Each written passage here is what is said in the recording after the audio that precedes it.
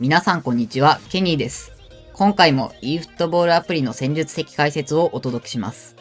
この動画では24-25シーズンのリバプールの再現について解説していきます。今季のリバプールには大きな変化がもたらされました。近年のリバプールの象徴的存在ともいえる監督、ユルゲン・クロップの対談です。クロップはリバプールに在籍した9年間でチャンピオンズリーグをはじめとした多くのタイトルをチームにもたらし、マンチェスターシティのペップ・グアルディオラと共にプレミアリーグの一時代を築きました。その後任として今季からリバプールを指揮するのがオランダ人監督アルネ・スロットです。開幕前は長期政権後のチームを率いる難しさなどから不安視する声もありましたが、始まってみれば15節終了時点で首位と素晴らしいスタートを切っています。クロップとスロット、同じチームを率いる2人ですが、両者の戦術には明確な違いがあります。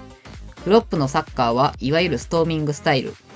自身のサッカーをヘビーメタルと称し、強度の高いプレスと縦に速いカウンターによるエモーショナルなサッカーを信条とします。一方、スロットはというと、彼はポゼッションスタイルを信条とする監督です。ポジショニングの原則や試合中の修正能力などが高い評価を得ており、そのサッカーはより緻密で理論派な印象を受けます。このようにゲームモデルが異なる2人の監督の中でリバプールはどのように変わったのか。この動画ではその変化に触れつつ、そのサッカーを e フットアプリで再現するための手法、そのプレイ動画を解説していきます。ぜひ最後までご視聴ください。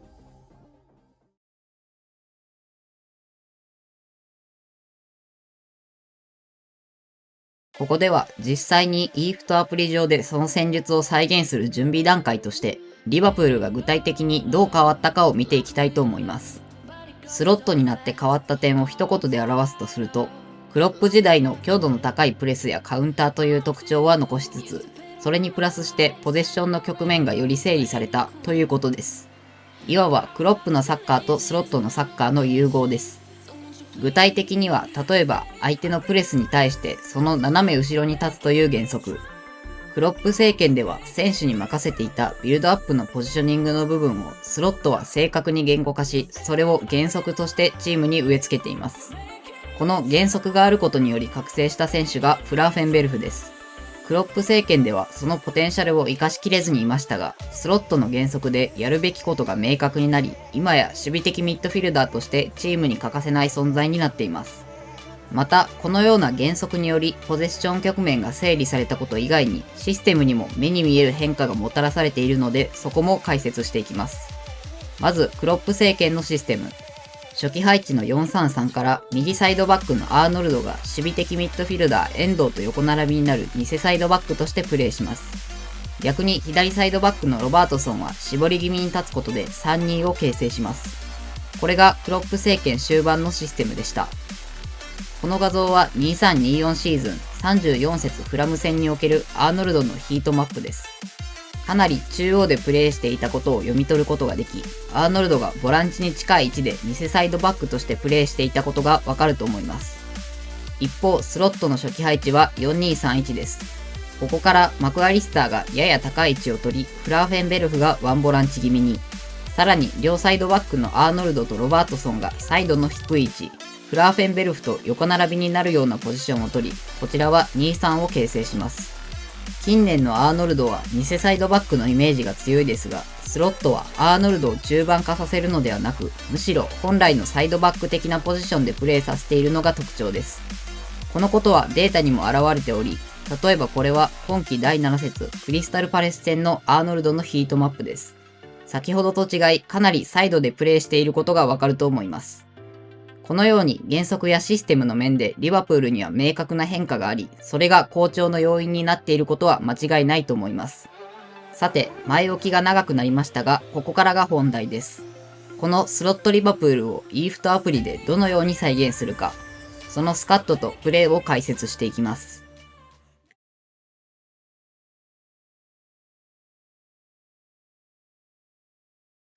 ここではリバプールの戦術を再現するためのスカットを解説していきます。チームスタイルはショートカウンター。フォーメーションは4-2-3-1をベースにそこからポジションエディットで動かした形になっています。では、その中でも特に重要なポジションについて解説していきます。まずは右サイドバックのアーノルド。ここは右サイドハーフの位置で CMF 起用。さらに選手指示でディフェンシブとラインダウンをつけます。先ほど今季のアーノルドは偽サイドバックではなく従来のサイドバックに近いポジションでプレーしていることを解説しました。この起用法により CMF 起用でありながらかなりサイドバック的な位置でプレーさせることができます。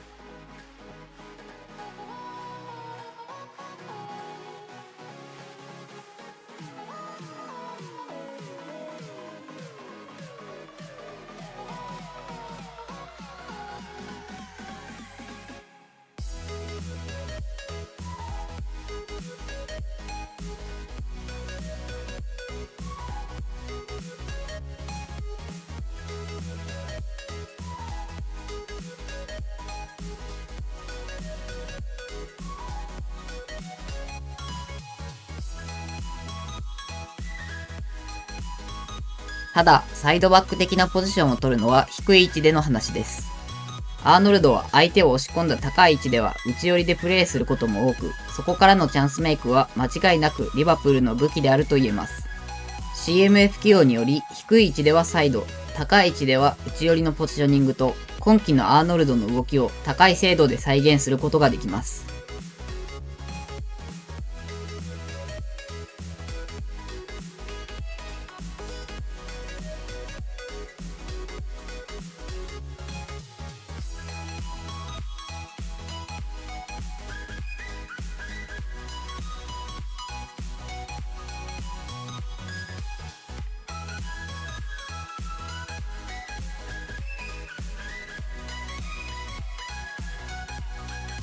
アーノルドに関してもう一つ付け加えておきたいのが起用法の使い分けです。アーノルドの適性ではこの位置で CMF 起用ではなくサイドハーフ起用することもできます。選手指示は CMF と同じディフェンシブとラインダウンでもサイドハーフ起用により大胆にサイドに開く動きを見せます。スロットは試合の中での戦術の修正にも定評がある監督ですが、基本的にイーフトにおいてそこの部分の再現は困難です。ただ、アーノルドを CMF と右サイドハーフで使い分けることで、例えば相手のプレスの強度が高く感じる場合は、アーノルドをサイドハーフ起用に変更し、サイドを起点にするといった感じに、試合中の修正が可能になります。両方に適性があるアーノルドの存在により、スロットの戦術の柔軟性の部分も完璧ではありませんが、再現することができます。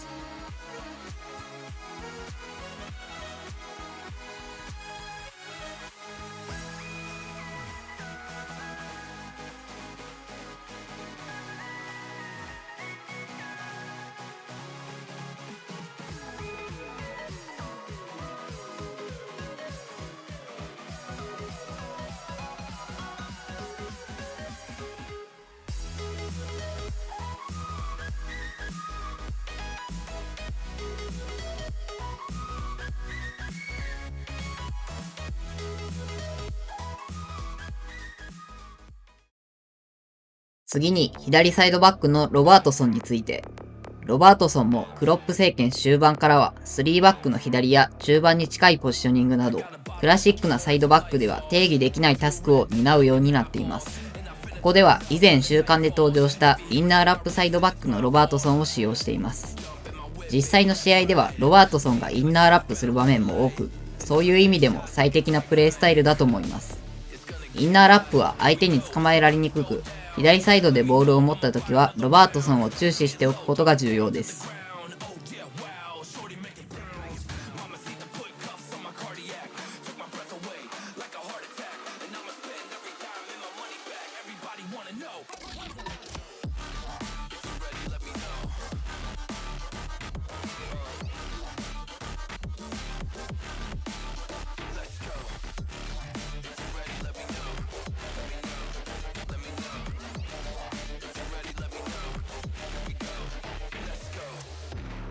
また、状況によってはオーバーラップも見せます。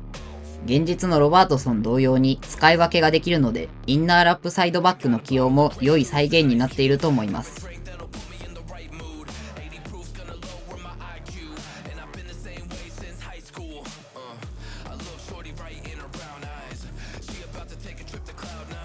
続いてトップ下のソボスライについて。インサイドハーフではなくトップ下というポジションを与えられた今季、その輝きはより増してきています。ここで再現するのはソボスライのサイドに流れる動きです。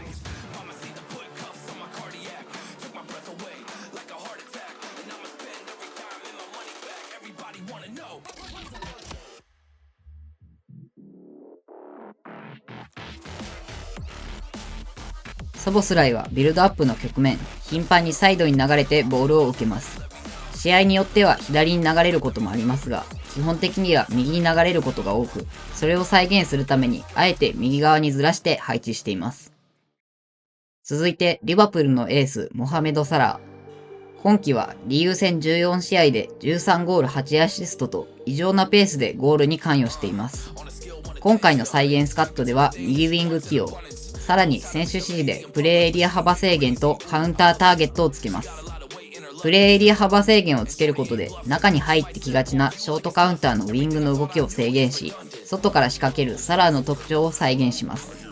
また、カウンターターゲットをつけることで常にウィングの位置に残り、カウンターの起点になります。現実のサラーはもちろん、ある程度守備には戻りますが、一方でサラーをできる限り前に残してカウンターを仕掛けようという意図がリバプールにはあるはずです。カウンターターゲットにより守備面の再現はできませんが、サラーを走らせる高速カウンターというコンセプトを再現します。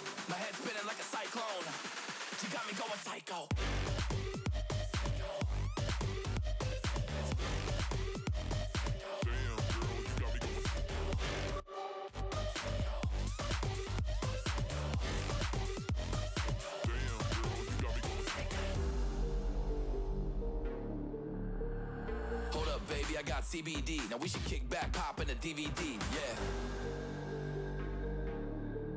続いて2ボランチの起用について。ここはマクアリスターがやや高い位置を取り、フラーフェンベルフが1ボランチ気味になるというのは先ほど解説した通りです。それを再現するため、マクアリスターは CMF 起用、フラーフェンベルフは DMF 起用と2人に段差をつけます。マクアリスターはプレースタイル2列目からの飛び出しのバージョンを使っていますが、プレイメーカーやボックストゥボックスなど他のバージョンでも問題ありません。マクアリスターのプレイについてはこの後詳しく解説します。かなり長くなってしまいましたが、以上がリバプールの戦術を再現するためのスカットの解説です。ここからは局面ごとのプレイ動画、ビルドアップとフィニッシュワークについて解説していきたいと思います。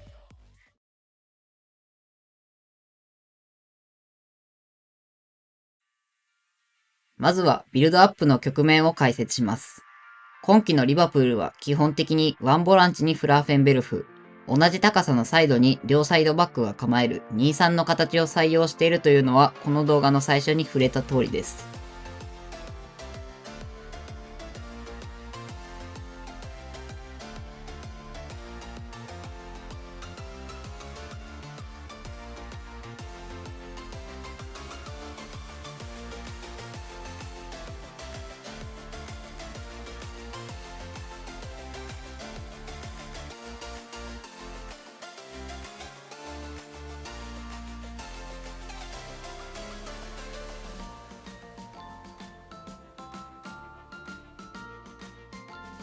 ただ、イーフトの使用上の問題で、今回のスカットで2-3を形成できる場面はかなり限定的です。よってビルドアップもかなり難しくなりますが、その中でキーマンになるのがマクアリスターです。現実ではマクアリスターが状況によって本来の2ボランチの位置まで下がり、ビルドアップを助ける場面が多く見られます。今回のスカットでは CMF 起用したことにより、現実同様、状況によってパスを受けに来る動きを見せ、これによりビルドアップの大きな助けになります。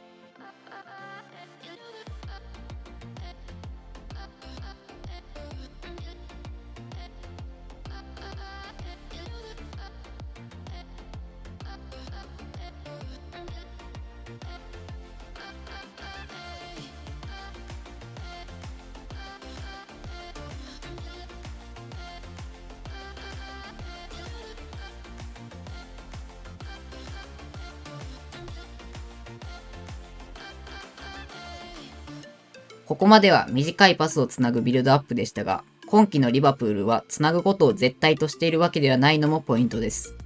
これはさっきまでのカウンターが武器であったリバプールの特徴をスロットがうまく維持しているポイントで、相手のプレスによっては1本のロングパスでチャンスを作る場面もあります。基本的にはサラをはじめとするウィングにロングボールを蹴り、スピードを生かしたチャンスメイクを行います。このコンセプトもイーフトで再現することができます。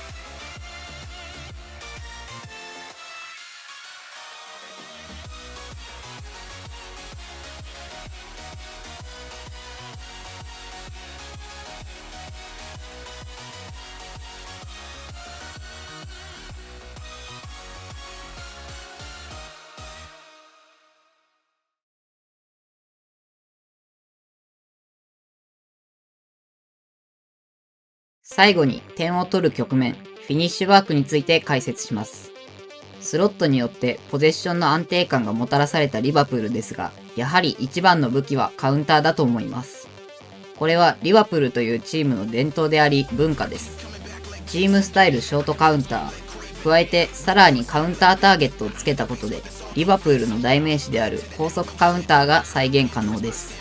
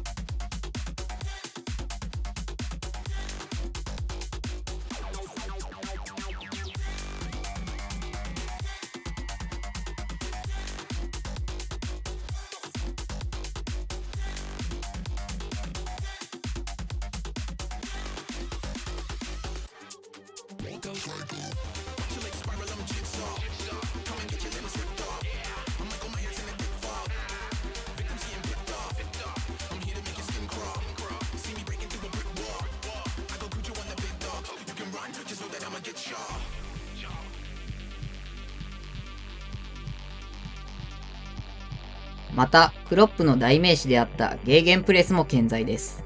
ゲーゲンプレスとはボールロスト直後にかけるプレスのことで、リバプールの選手の攻守の切り替えの速さは凄まじく、そこから多くのチャンスを作り出しています。チームスタイルをショートカウンターにしていることでゲーゲンプレスが決まりやすく、この再現スカットの主要な得点パターンと言えます。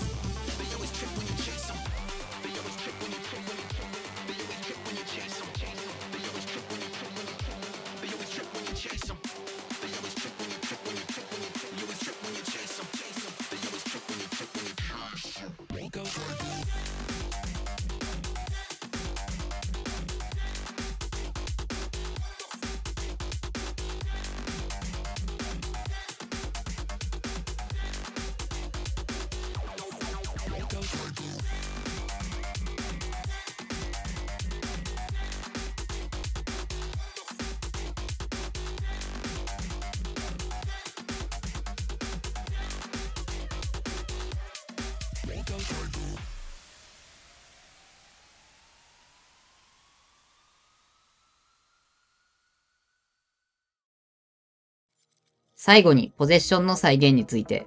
スロットはポゼッションをスタイルとする監督ですが、今季は自身のスタイルとリバプールのスタイルをうまく融合させているように見えます。その結果生まれたのが相手を押し込みすぎないポゼッションです。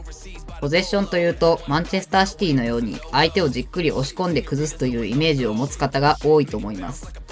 もちろんリバプールもそういうプレーはできると思いますが、得点シーンなどを見てみると相手を押し込みすぎずスペースを生かした縦に速いポゼッションが多く見られます。現状のリバプールの選手はスペースがある状況で輝く選手が多く、そのこともこの押し込みすぎないポゼッションとマッチしています。イーフト的にもチームスタイルショートカウンターなので相性が良く、ポゼッションの局面もうまく再現することができます。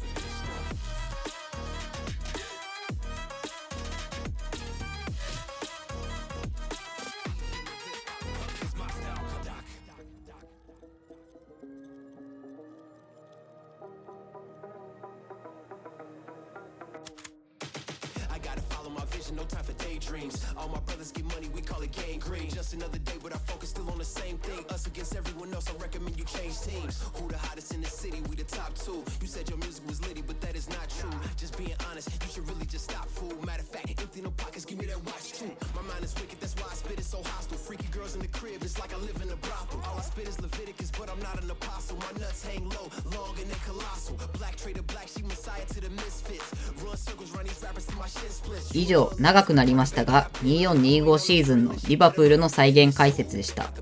素晴らしいスタートを切ったスロットリバプールがこれからどのような道を歩むのか、一フットボールファンとして楽しみでなりません。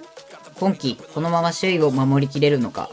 来季の補強でスロットはどのような選手を要求し獲得するのか、